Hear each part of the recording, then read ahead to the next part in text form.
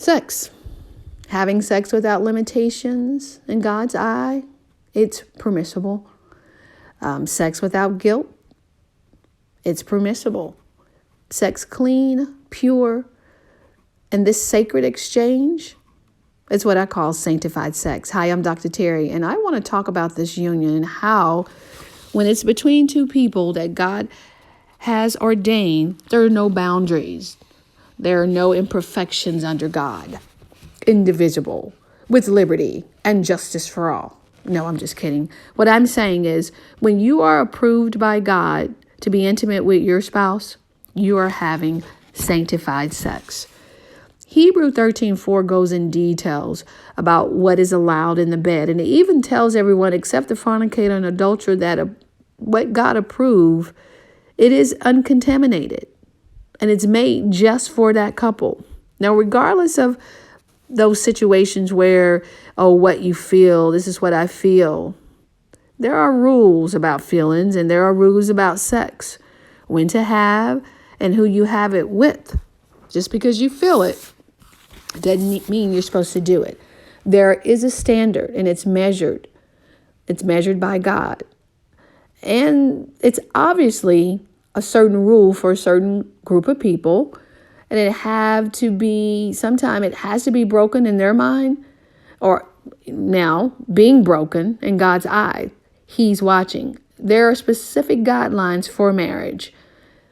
So now if your belief is not that and you believe what you believe, there is a truth to what that belief is. So what I can tell you is that when it feels good, it's not always good.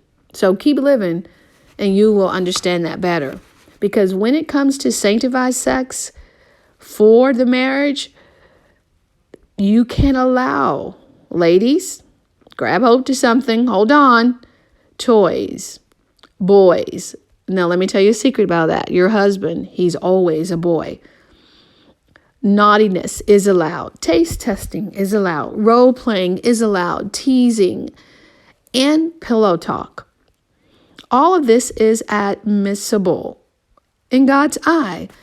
Now, Christian ladies, godly women, hear me when I say it is okay. It's okay. It's scriptural. Let me just tell you about a man who was very sensual and sexual. And you may know in the book of Song of Solomon. Solomon describes mutual affections throughout the book. And he tells plenty of love stories. My favorite is the one that's the 4th chapter and the 5th verse, where it says, your two breasts are like two fawns, twins of gazelles that graze among the lilies. That's in the Bible. And it's very explicit what it's talking about.